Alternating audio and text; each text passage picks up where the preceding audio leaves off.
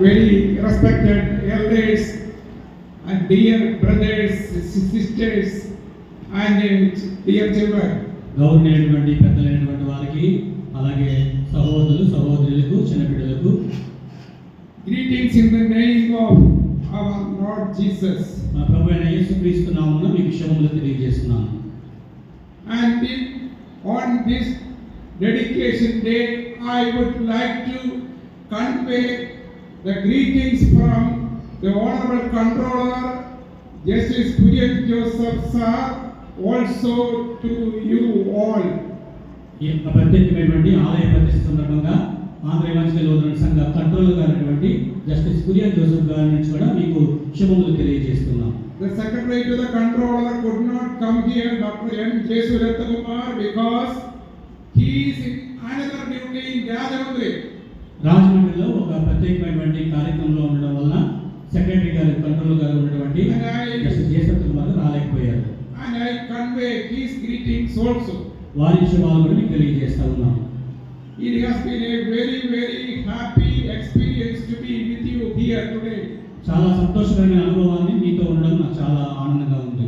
Such celebrations and such beautiful decorations and such a beautiful church. చక్కటి మందిరము, చక్కటి యొక్క పండుగ వాతావరణము, ఈ ఆనందము అందము చూసి సంతోషిస్తాను. And I congratulate all those organizers and those who have donated this much money for the church construction. ఇంత సుందరమైన మందిరానికి కట్టుటకు కోరుకున్నటువంటి స్పాన్సర్స్ డొనేషన్ చేసినటువంటి ప్రతి ఒక్కరికి కూడా అభినందనలు తెలియజేస్తున్నాను. Actually, I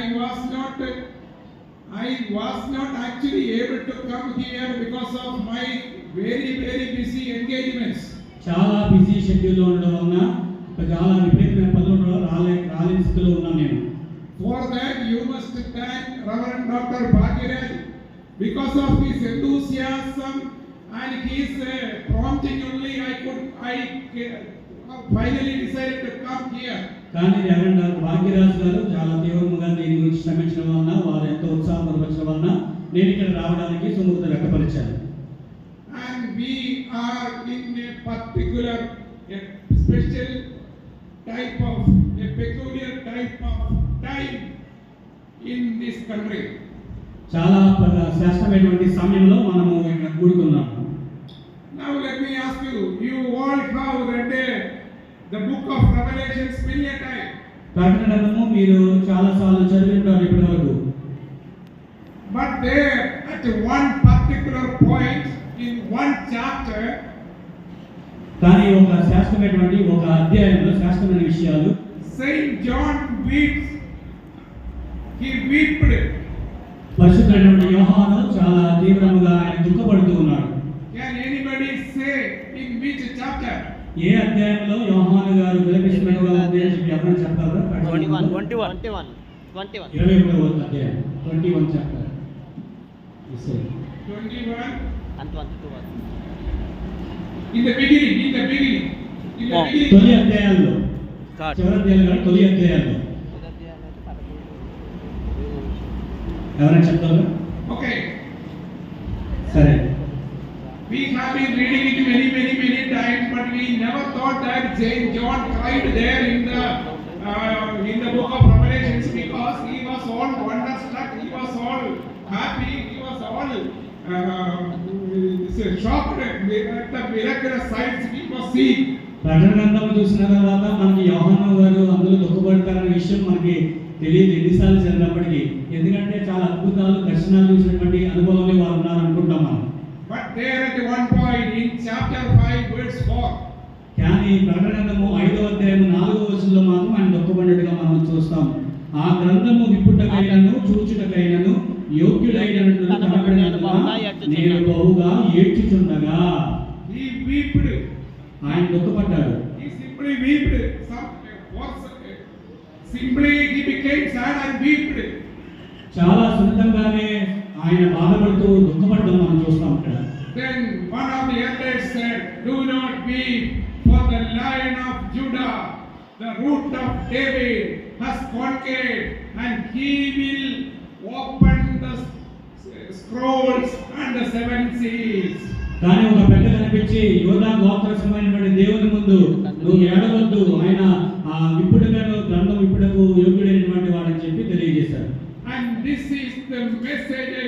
to convey today. ఇదే నేను మీకు ఈ రోజు తెలియజేయడం ముఖ్యమైన విషయము. When you are standing in front of obstacles, you are standing in front of difficulties, when you are standing in front of sickness, you are standing in front of the financial problems, do not weep. ఎన్నోసార్లు మన ఎన్నో శ్రమలు వచ్చినప్పుడు, కష్టములు వచ్చినప్పుడు, బాధలు వచ్చినప్పుడు, ఆర్థిక ఇబ్బందులు కలిగినప్పుడు దేవుడు ఒక విషయాన్ని జ్ఞాపకం చేశాడు, ఏడవద్దు అని. For the Lion of Judah has conquered. యూదా గోత్రపు సింహము ఆయన మన వద్దకు వచ్చున్నాడు. The root of David has conquered. ఆ యొక్క దావీదు అనేటువంటి చిగురు మన వద్దకు వచ్చాడు. He will open the scrolls. ఆయన గ్రంథము విప్పుటకు ఆయన యోగ్యుడైన వాడిగా ఉన్నాడు.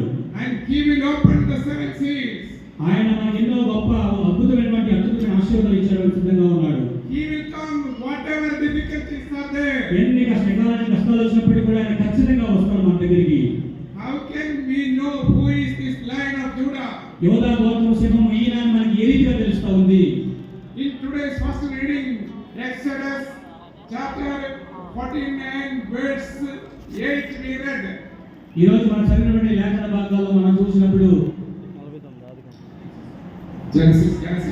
ఆదికాండం 49వ అధ్యాయంలో మనం చూసినప్పుడు And there we read, అక్కడ మనము చదవగా మనం చూస్తాము, Judah, you are a lion cub. యూదా కొదమ సింహము 9వ వచనంలో యూదా కొదమ సింహము నా కుమారుడిని పట్టిన తిరిగి సింహం వలె గర్జించు ఆరు సింహాలు అని చెప్పి రాయబడింది. Please read just next verse also. 9వ వచనంలో 4వ వచనం, అతడు కాళ్ళు ముడుచుకొని పండుకొనెను, అతడు లేపువాడెవడు, షీలోహు వచ్చుటకు యూదా యొద్ద నుండి దండము తొలగదు, అతని కాళ్ళ మధ్య నుండి రాజదండము తొలగదు, ప్రజలు అతనికి విధేయులై ఉందురు. So have no doubt the Lion of Judah, and his reign is continuing. His kingdom is established forever. ఏమాత్రం అనుమానం లేదు, ఆయన రాజుగా రాబోతున్నాడు, ఆయన రాజ్యం ఇక్కడ స్థాపించబోతున్నాడు. And he is in us. ఆయన మన మధ్య ఉండి ఆయన రాజ్యం ఏలబోతున్నాడు. In 1 John 4:4. యోహాను మొదటి పత్రిక 4వ అధ్యాయం 4వ వచనం చూసినప్పుడు, And there it is said, the one in you has conquered the one in the world. అక్కడ రాయబడినటువంటి 4వ వచనం చూస్తే కనుక, మీలో ఉన్నటువంటి వాడు లోకములో ఉన్న వారి కంటే గొప్పవాడు కనుక మీరు వారిని జయించి ఉన్నారు రాయబడింది. And again in Ephesians chapter 1 verse 9. Verse 19. ఎఫెసీయులకు రాసిన పత్రిక మొదటి అధ్యాయము 19వ వచనంలో కూడా మనం చూసినప్పుడు there it is said, అక్కడ రాయబడిన మాట ఏంటంటే, there it is said, and what is the, let me read. ఆయన మిమ్మును పిలిచిన పిలుపు వలన ఆయన మిమ్మును పిలిచిన పిలుపు వలన ఆయన నిరీక్షణ ఎట్టిదో, పరిశుద్ధులు ఆయన స్వాస్థ్యం యొక్క మహిమైశ్వర్యం ఎట్టిదో, ఆయన క్రీస్తునందు వినియోగపరచబడిన బలాతిశయమును బట్టి విశ్వసించు మనయందు ఆయన చూపుచున్న తన శక్తి యొక్క అపరిమితమైన మహత్యం ఎట్టిదో మీరు తెలుసుకున్నవల్లని మన ప్రభు అయిన యేసుక్రీస్తు యొక్క దేవుడైన మహిమ స్వరూపియకు తండ్రి తన్ను తెలుసుకొనుట యందు మీకు జ్ఞానమును ప్రత్యక్షతను గల మనసు అనుగ్రహించినట్లు నేను నా ప్రార్థన యందు మిమ్మల్ని గూర్చి విజ్ఞాపన చేయుచున్నాను. The immeasurable greatness of his might. You will know what is the immeasurable greatness of his might. కావాలనేటువంటి అద్భుతమైనటువంటి ఆయన అత్యున్నత స్థితిని in us who believe in him. మనలో మనం ఎవరైతే ఆయన యందు నమ్మిక ఇచ్చి విశ్వాసం ఉంచుతామో, so there is that the believe in him of the God who raised up Jesus Christ and put him on the right hand side of the Father in heaven. 20వ వచనంలో చూసినప్పుడు ఆయన బలాతిశయము చేత క్రీస్తును మృతులలో నుండి లేపి సమస్తమైన ఆధిపత్యము కంటేను అధికారము కంటేను శక్తి కంటేను యుగములు రాబోయే యుగములను పేరు పొందిన ప్రతి నామమును ఎంతో హెచ్చుగా పరలోకమందు ఆయన తన కృపాసనమును కూర్చుండి ఉన్నాడు. And the same glory is residing in us also. అదే మహిమ మనలో కూడా మనందు కూడా నివసించున్నది. The same power is in us. అదే శక్తి కూడా మనలో నివసించున్నది. And I am calling your attention to the Old Testament. ఒకసారి పాత నిబంధనలో చెప్పినటువంటి వాక్య భాగాన్ని ఒకసారి మనం జ్ఞాపకం చేసుకుందాం. In the book of Kings, రాజుల మొదటి గ్రంథము the prophet Elijah, ఏలియా గురించి చెప్పబడిన మాటలను బట్టి in chapter 17 verse 1, 17వ అధ్యాయము 1వ వచనం చూసినప్పుడు, and what did he do? At that time Ahab was the king of Judea, ఏలియా కాలంలో ఆహాబు అనేటువంటి ఆయన అదుగా పరిపాలన చేస్తూ ఉన్నాడు. and he was going after other gods because of Jezebel. ఆహాబు యెజెబెలు అనే భార్య వలన అనేక విగ్రహారాధన చేస్తూ ఉన్నాడు. He was worshipping Baal, బయలు అనేటువంటి దేవతను ఆరాధిస్తున్నాడు. and God became angry. దేవుడికి చాలా కోపం వచ్చింది. But then Elijah then said to Ahab, ఏలియా అనేటువంటి ప్రవక్త ఆహాబు దగ్గరికి వచ్చి చెప్పాడు, until I say నేను చెప్పేంత వరకు there will not be dew or rain in this earth. మంచు అయినను వర్షమైనను గాని కురవదు. You see, God did not tell him to say so, దేవుడు ఏలియాను చెప్పమని చెప్పలేదు. but he is saying with such a confidence that whatever he tells will happen. కానీ దేవుడి సేవకుడుగా దేవుడి మీద ఉన్నటువంటి అపారమైనటువంటి విశ్వాసంతో ఆ మాటలు తెలియజేశాడు అహాబుకి. He is confident that the power of God is with him. దేవుడి శక్తి పట్ల ఆయన ఉన్నటువంటి అచంచలమైనటువంటి విశ్వాసము నమ్మకమే ఆ మాట చెప్పగలిగేలా చేసింది. And you know what happened then? కానీ ఏమైందో మీకు తెలుసా ఆ సందర్భంలో? There was no rain for 3.5 months. 3.5 సంవత్సరం వరకు ఎట్టి పరిస్థితుల్లో కూడా ఒక చుక్క అయినటువంటి వర్షం కూడా భూమి మీద పడలేదు. See, now we have read all this New Testament and we have read all this theology and we know the power is with us. చాలా సువార్తల్లో కానీ లేకపోతే కొత్త నిబంధనలో కానీ అనేక విషయాలు మనం తెలుసుకున్నప్పటికీ కూడా చాలా చక్కగా మనం గ్రహించగలుగుతాం. But at that time, Elijah had such faith in the power of God. కానీ ఆ సమయంలో దేవుని చూడకపోయినప్పటికీ కూడా అంత అచంచలమైనటువంటి విశ్వాసము ఏలియా గారు కలిగి ఉన్నారు.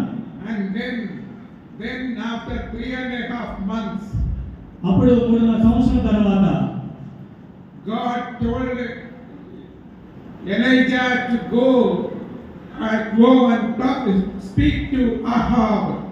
ఆ తర్వాత దేవుడు కనిపించి 3.5 సంవత్సరాల తర్వాత వర్షం ఇవ్వకుండా ఉన్నప్పుడు ఆహాబుతో మాట్లాడమని చెప్పాడు.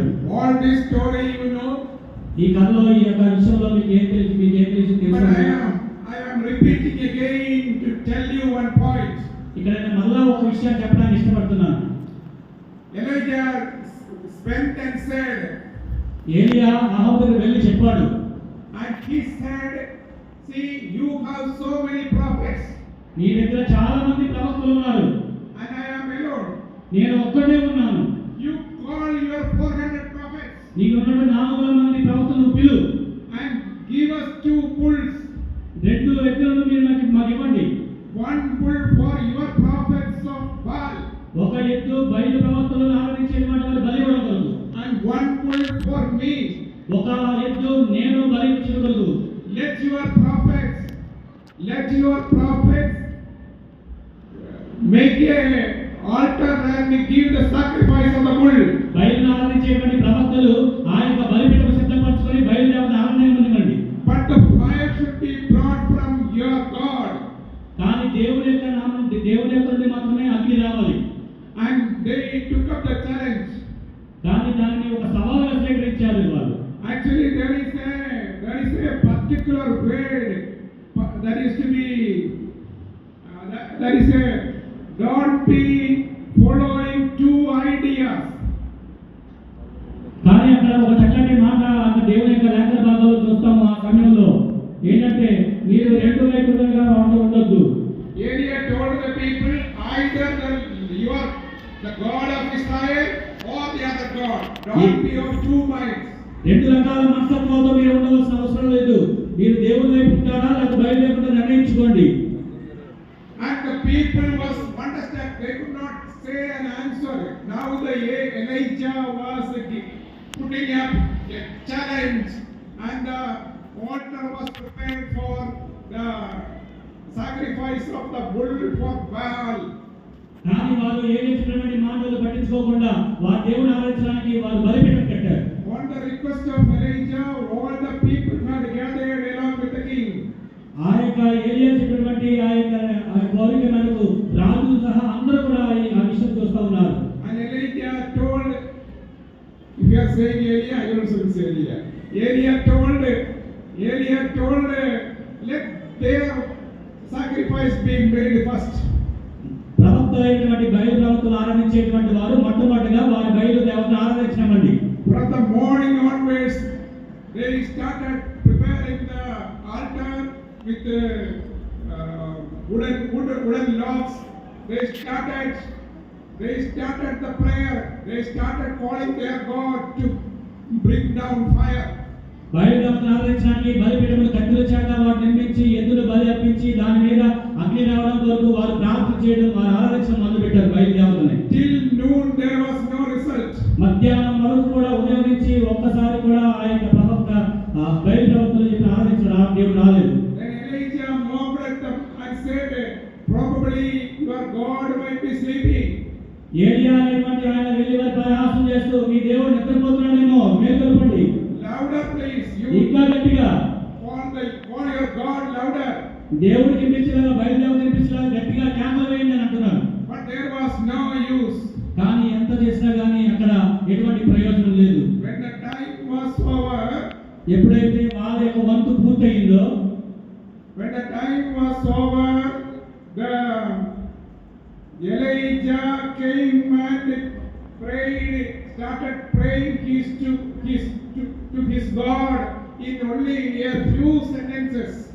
ఎప్పుడైతే తన వంతు వచ్చిందో అప్పుడు దేవుణ్ణి ఆరాధించడం మొదలు పెడుతూ రెండు మాటలు అక్కడ పలకడం జరిగింది. And what happened thereafter? కానీ అప్పుడు ఏమైందో తెలుసా? One more thing to be told. Elijah had prepared the altar and then poured water on it. బలిపీఠము కట్టడం మాత్రమే కాదు, అగ్ని వేసినా కానీ ఇబ్బంది లేకుండా అక్కడ వెలగై లేకుండా మొత్తం నీళ్లతో నింపేశాడు. He had made a trench around the altar. దాని చుట్టూరు కూడా కంచె వేసినట్టుగా మొత్తం రాళ్ళతో నింపేశాడు. Water had been poured 3 times. తక్కువలో నీళ్లు నింపినట్టుగా 3 సార్లు నీళ్లు నింపడం జరిగింది. It was after that Elijah prayed to the Lord God to bring down fire. అప్పుడు దేవునికి ప్రార్థన చేయడం మొదలు పెట్టాడు అగ్ని భూమి మీదకి రావడం వరకు. And then suddenly the fire came down. అప్పుడు అకస్మాత్తుగా మరి ఆ యొక్క అగ్ని ఆకాశం నుండి దిగి వచ్చడం మనం చూస్తాం. And the fire consumed the sacrifice, the wooden log, even the water that had been poured in the trench. 4 మార్లు ఆ తొట్ల నిండా నీళ్లు నింపబడినప్పటికీ కూడా అగ్ని ఆ బలిపీఠము నీళ్లతో సహా మొత్తం ఆ యొక్క బలిని దహించి వేసింది. Then Elijah declared to the people. అప్పుడు ఆ యొక్క ఏలియా ప్రజలందరితో కూడా ఈ యొక్క ఆజ్ఞ జారీ చేశాడు. Our Lord is the God. Our Lord is God. మన దేవుడైనటువంటి వాడే నిజమైనటువంటి దేవుడు. I want to repeat that. Our Lord is God. యెహోవాయే దేవుడు. ఆయన మన దేవుడు. And that God we believe. And that God we believe in. అటువంటి గొప్ప దేవుని మనము విశ్వాసముతో కలిగి ఉన్నాము. And even though we know all this power is with our God, even then we don't think about it. We don't give much care to it. ఎంత గొప్ప కార్యములు అద్భుతములు చేయగల దేవుడు మన సమర్థుడని తెలిసినప్పటికీ కూడా మనము మనకు తగినటువంటి విలువ విశ్వాసం చూపించలేకపోతున్నాం. And here we today heard today we heard the gospel portion. ఈ రోజు మన సువార్త పాఠ్యభాగం చదవగా మనం విన్నాం. There was one person we meet there, the centurion who understood this power of the God. ఎప్పుడైతే మన యొక్క 8వ అధ్యాయం మత్తయి సువార్తలోకి వచ్చామో అక్కడ ఒక శతాధిపతి అయినటువంటి ఆయన మనం చూస్తూ ఉంటాం. His servant was sick. అతని యొక్క దాసుడు పక్షవాయువుగా వాడిగా ఉన్నాడు. He came to Jesus and said, అతను యేసుక్రీస్తు ప్రభువు వద్దకు వచ్చి చెప్పినాడు, Lord, ప్రభువా, you are not worthy to come into my house. నీవు నా ఇంట్లోకి వచ్చినప్పుడు నేను పాత్రను కాను.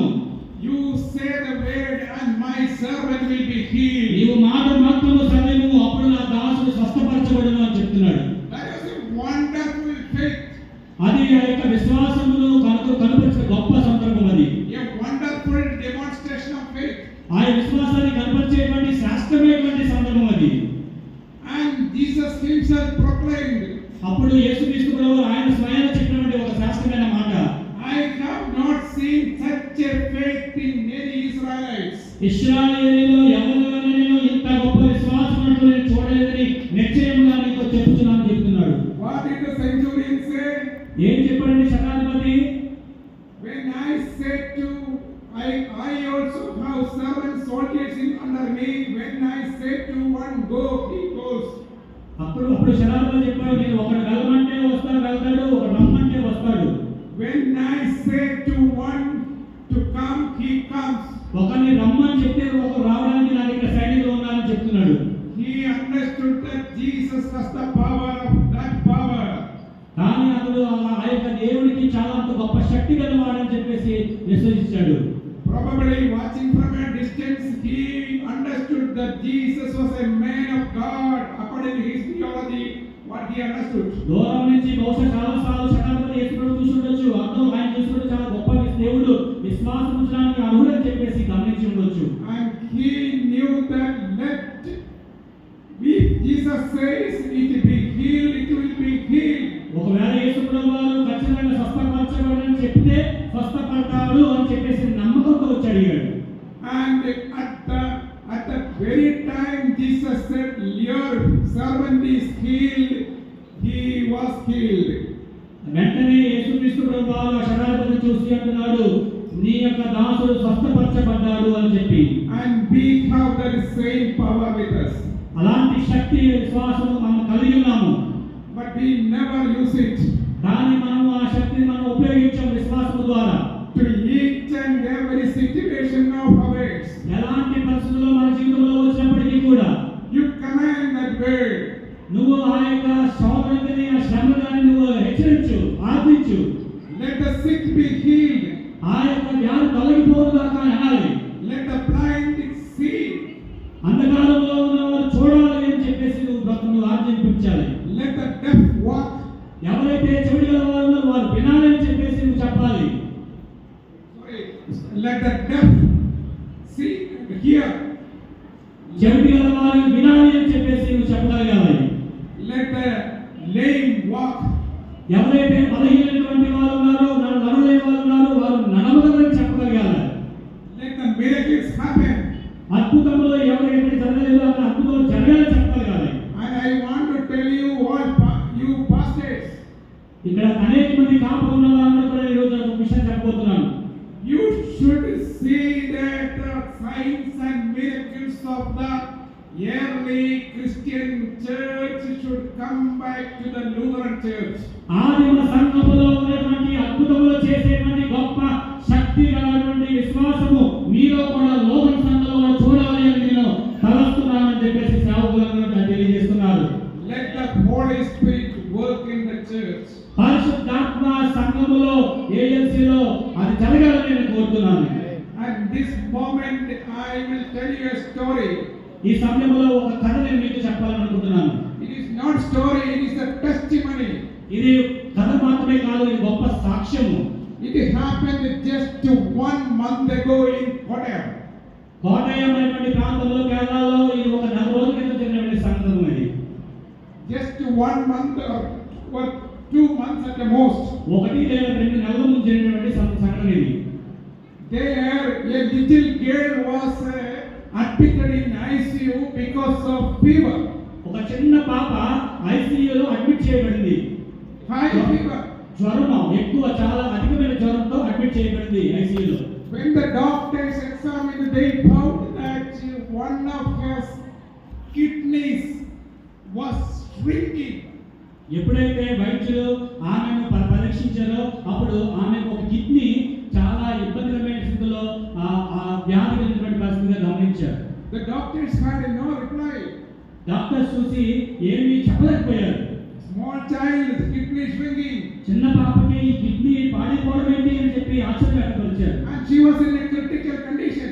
చాలా ఇబ్బందికరమైనటువంటి పరిస్థితుల్లో ఆమె ఉంది, అపస్మారస్థితిలో ఉన్నది. And what could be done? ఏం జరగాలప్పుడు? They at once ran to the church where they go. ఎక్కడైతే మందిరం ఉందో అక్కడికి వారు పరిగెత్తుకుంటూ వెళ్ళారు. It was a time of Sunday service, and they told the pastor that their child is in the ICU. Please pray for her. ఆ పాప ఐసీయూలో ఉండగానే ఆ కుటుంబ సభ్యులు పరిగెత్తుకుంటూ అది ఆదివారం కాబట్టి పాస్టర్ దగ్గరికి వెళ్ళి తన కుమార్తె గురించి ప్రార్థించమని కోరారు. And the pastor prayed there at once. అప్పుడు ఆ పాస్టర్ గారు ఆ సమయంలోనే ఆయన ఒకే ఒకసారి ప్రార్థన చేశారు. You know what happened? మీకు తెలుసా ఏం జరిగిందో? At the very moment, ఏ సమయానికైతే పాస్టర్ గారు అక్కడ ప్రార్థన చేశారో at the very moment the child stood up, jumped up on the ICU bed. ఆ క్షణంలో ప్రార్థన చేసిన అదే క్షణంలో హాస్పిటల్లో బెడ్ మీద ఉన్నటువంటి ఆ చిన్న పాప మంచం మీద నుంచి లేచి నిలబడింది. దేవుని స్తోత్రం కలుగునుగాక. Her fever was gone at once. అతి తీవ్రమైనటువంటి జ్వరము ఆ క్షణంలోనే వదిలి వెళ్ళిపోయింది. And I think there is a verse in Romans 14:18, I think. అందుకే మనం దేవుని యొక్క వాక్య భాగంలో చూసినప్పుడు రోమీయులకు రాసిన పత్రిక 14వ అధ్యాయంలో Or 14:28. 18వ వచనంలో మనం చూస్తూ ఉన్నాము. Anyway, it is like this. ఏం రాయిందంటే The God who can raise up the dead, and He calls those which not in existence to exist. ఆయన తాను మృతులను సజీవులుగా ప్రభువులో జీవిస్తూ మరలా చనిపోయి తిరిగి బతికని చెప్పి రాయబడింది. So that means her kidney might have been lost. Kidney ఆయనకి ఉన్నటువంటి మూత్రపిండము పూర్తిగా పాడైపోయిన పరిస్థితిలో వెళ్ళిపోయి ఉండొచ్చు. But our God is such a God who works wonders. కానీ మన దేవుడు అద్భుతములు చేసే అత్యంత శక్తివంతుడైన దేవుడు. He calls into existence what does not exist. ఏదైతే అదృష్టమైనదో ఆయన దుష్టమైన వాటిగా తీసుకురాగలడు.